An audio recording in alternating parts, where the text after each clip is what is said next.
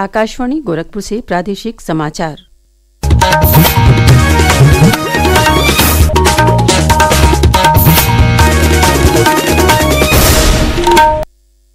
नमस्कार। समाचार बुलेटिन के साथ मैं सुषमा श्रीवास्तव। पहले मुख्य समाचार। प्रदेश विधानसभा में हंगामे के बीच पारित हुआ अनुपूरक बजट, सदन की कार्यवाही अनिश्चितकाल तक के लिए स्थगित। मुख्यमंत्री योगी आदित्यनाथ ने लखनऊ में सुशासन सप्ताह का किया शुभारंभ, कहा सुशासन के प्रतीक हैं अटल जी।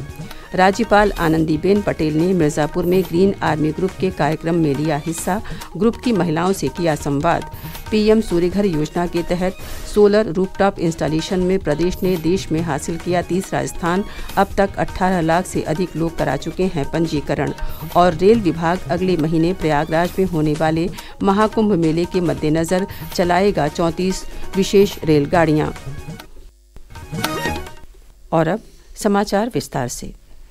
उत्तर प्रदेश विधानमंडल शीतकालीन सत्र के दौरान कल विधानसभा में वित्तीय वर्ष 2024-25 के लिए दूसरा अनुपूरक बजट पारित हो गया। इससे पहले विधानसभा में कल की कार्रवाई शुरू होते ही समाजवादी पार्टी के विधायक बाबा साहेब भीमराव आम्बेडकर की तस्वीर लेकर वेल में पहुंच गए। हंगामे के बीच विधानसभा के सभी विधायी कार्य निपटाए गए और अनुपूरक बजट पास करने के साथ ही विधानसभा अध्यक्ष ने सत्र को अनिश्चितकाल तक के लिए स्थगित कर दिया।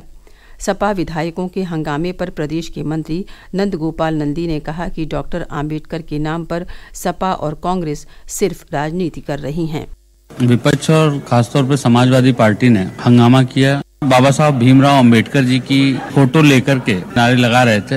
यहाँ भी इनकी अराजकता दिखी तो बाबा साहब का सम्मान इस तरह से तो नहीं हो सकता। बाबा साहब का सम्मान भारतीय जनता पार्टी ने सदैव किया है और आज इन लोगों ने हंगामा करके फिर से एक बार प्रदर्शित किया है। विधानसभा की कार्रवाई के दौरान कल संसदीय कार्य मंत्री सुरेश खन्ना ने सदन में सीएजी रिपोर्ट पेश की। साथ ही उन्होंने विपक्ष के हंगामे के बीच महाकुंभ की तैयारियों के बारे में जानकारी दी।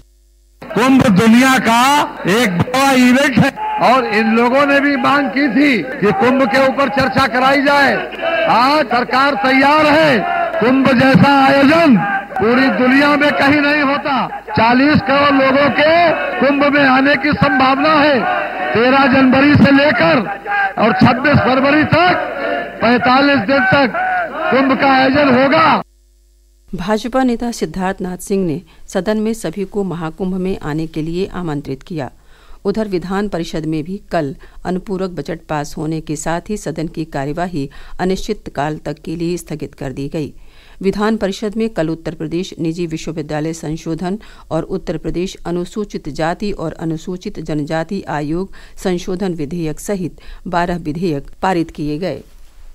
मुख्यमंत्री योगी आदित्यनाथ ने कल लखनऊ में सुशासन सप्ताह का शुभारंभ किया। इस मौके पर उन्होंने पूर्व प्रधानमंत्री अटल बिहारी वाजपेयी के व्यक्तित्व और कार्यों से संबंधित प्रदर्शनी का शुभारंभ भी किया। प्रदेश सरकार श्री वाजपेयी के जन्म दिवस की 100वीं वर्षगांठ पर 25 दिसंबर तक सुशासन सप्ताह मना रही है। इस अवसर पर मुख्यमंत्री ने कहा कि अटल जी सुशासन के प्रतीक माने जाते हैं। सुशासन के लक्ष्यों को प्राप्त करना, देश के अंदर अंत्योदय की योजना, हर गरीब को, हर वंचित को उसका अधिकार मिले, इसको लेकर के अंत्योदय कार्ड की योजना, राशन की सुविधा उपलब्ध करवाने की कार्रवाई रही हो, प्रधानमंत्री ग्रामीण सड़क योजना का कार्य रहा हो, अनुसूचित जाति जनजाति या पिछड़े वर्ग को उनका अधिकार दिलाने की कार्रवाई को मजबूती के साथ आगे बढ़ाने का रहा हो, या वर्ल्ड क्लास इंफ्रास्ट्रक्चर देश के अंदर होना चाहिए, स्वर्णिम चतुर्भुज और विश्व स्तरीय हाईवे, ये अटल जी की देन है। श्री योगी ने कहा कि सुशासन सप्ताह के तहत प्रदेश भर में 25 दिसंबर तक विशेष कार्यक्रमों का आयोजन किया जाएगा। उन्होंने कहा कि पूर्व प्रधानमंत्री के 100वें जन्मदिवस के उपलक्ष्य में ये आयोजन पूरे साल होते रहेंगे।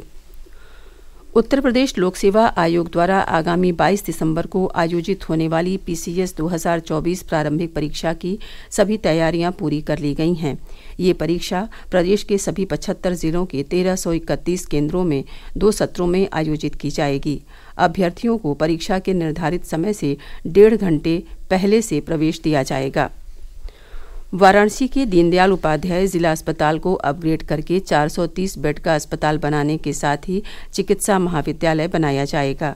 इसके लिए कल उप मुख्यमंत्री और स्वास्थ्य मंत्री ब्रजेश पाठक की उपस्थिति में स्वास्थ्य विभाग और दमानी ग्रुप के बीच एक अनुबंध पत्र पर हस्ताक्षर किए गए।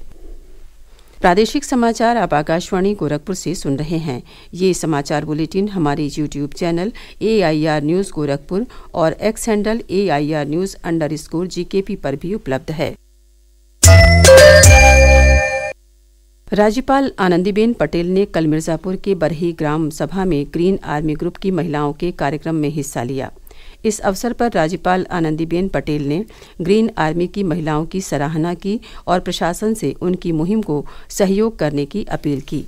ग्रीन आर्मी की महिलाओं को अभिनंदन करने के लिए वे लोगों ने प्रयास शुरू किया, प्राणों छुड़वाने का प्रयास शुरू किया और बच्चों की पढ़ाई हो इसके लिए प्रयास आरंभ किया। अब हमें इसमें सहयोगी बनना है, सरकार भी सहयोगी बने, सभी अधिकारी सहयोगी बने और उनकी जो ताकत है ताकत का उपयोग करें, मार्गदर्शन करें। कार्यक्रम में राज्यपाल ने ग्रीन आर्मी की महिलाओं से संवाद भी किया। मिर्जापुर में नशा मुक्ति और महिला सशक्तिकरण के लिए काम कर रही ग्रीन आर्मी की सदस्य शशिलता ने बताया कि उनकी इस मुहिम से महिलाओं के जीवन में एक बड़ा बदलाव आया है। ग्रीन आर्मी से बहुत बदलाव आया है। महिलाएं जागरूक हुई हैं, आत्मनिर्भर हो सकी हैं। यहाँ पे 500 महिलाएं आई हैं। जो महिलाएं कार्य करना चाहती हैं उनको सिलाई मशीन दिया जाता है, बच्चियों को पढ़ने के लिए साइकिल वितरण किया जाता है। इससे पहले राज्यपाल ने सोनभद्र के बनवासी कल्याण आश्रम से संबद्ध सेवा समर्पण संस्थान सेवाकुंज आश्रम में बनवासी बच्चों के कार्यक्रम में भी हिस्सा लिया। पीएम सूर्यघर योजना के तहत सोलर रूफटॉप इंस्टॉलेशन में उत्तर प्रदेश देश भर में गुजरात और महाराष्ट्र के बाद तीसरे स्थान पर है। अब तक प्रदेश में 32,000 से अधिक सोलर रूफटॉप पैनल लगाए जा चुके हैं। सरकार का लक्ष्य अगले 3 वर्षों में 25 लाख सोलर रूफटॉप पैनल लगाने का है। प्रस्तुत है एक रिपोर्ट।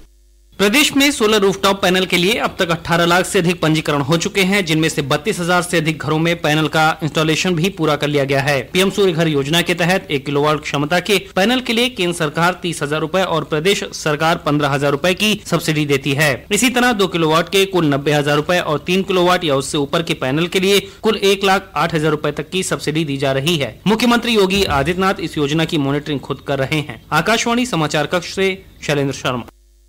मध्य रेलवे ने उत्तर प्रदेश के प्रयागराज में महाकुंभ मेले के लिए 34 विशेष रेलगाड़ियां चलाने की घोषणा की है। महाकुंभ मेला 13 जनवरी से 26 फरवरी तक आयोजित किया जाएगा। ये विशेष रेलगाड़ियां मुंबई, पुणे, नागपुर और अन्य शहरों से चलाई जाएंगी। कुंभ मेले के लिए विशेष रेलगाड़ियों की बुकिंग 20 दिसंबर से शुरू होगी। इन विशेष रेलगाड़ियों में बिना आरक्षण के भी यात्रा की जा सकेगी। प्रदेश में महाकुंभ 2025 की तैयारियां जोरों पर हैं। इस अनूठे समागम में 40 करोड़ से अधिक लोगों के आने की उम्मीद की जा रही है। राज्य सरकार कुंभ के दौरान श्रद्धालुओं को बेहतरीन स्वास्थ्य सुविधाएं उपलब्ध कराने की तैयारी कर रही है। आकाशवाणी समाचार से बातचीत करते हुए उत्तर प्रदेश के स्वास्थ्य महानिदेशक डॉक्टर रतन सिंह ने बताया कि विशेष डॉक्टरों की टीम के साथ पैरामेडिकल स्टाफ और अन्य स्वास्थ्य सुविधाएं मेला परिसर में 24 घंटे मौजूद रहेंगी। प्रयागराज 2025 हेतु चिकित्सा स्वास्थ्य एवं परिवार कल्याण विभाग की विभिन्न गतिविधियों को चिन्हित करते हुए गतिविधि व राज्य मुख्यालय पे नोडल अधिकारी नामित किए गए हैं। इसके अतिरिक्त महाकुंभ 2025 में चिकित्सा स्वास्थ्य विभाग से संबंधित विभिन्न गतिविधियों के संपादन हेतु अपर निदेशक एवं मेला प्रभारी के द्वारा भी विभिन्न गतिविधियों के स्थलीय प्रबंधन हेतु नोडल अधिकारी नामित किए गए हैं। प्रदेश के लगभग सभी जिलों का मौसम शुष्क हो गया है। पूर्वी जिलों में पूर्वा हवाओं के चलते कई स्थानों पर कोहरे का प्रभाव भी देखने को मिल रहा है। मौसम विज्ञान विभाग ने अगले 5 दिनों तक प्रदेश में मौसम शुष्क रहने और देर रात तथा सुबह के समय कहीं कहीं हल्के से लेकर मध्यम कोहरा छाए रहने की आशंका जताई है। और अब अंत में मुख्य समाचार एक बार फिर।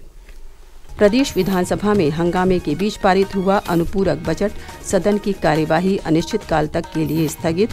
मुख्यमंत्री योगी आदित्यनाथ ने लखनऊ में सुशासन सप्ताह का किया शुभारंभ, कहा सुशासन के प्रतीक हैं अटल जी। राज्यपाल आनंदीबेन पटेल ने मिर्जापुर में ग्रीन आर्मी ग्रुप के कार्यक्रम में लिया हिस्सा, ग्रुप की महिलाओं से किया संवाद।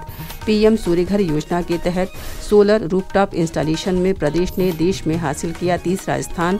अब तक 18 लाख से अधिक लोग करा चुके हैं पंजीकरण। और रेल विभाग अगले महीने प्रयागराज में होने वाले महाकुंभ मेले के मद्देनजर चलाएगा 34 विशेष रेलगाड़ियां। इसी के साथ प्रादेशिक समाचारों का ये बुलेटिन समाप्त हुआ। नमस्कार।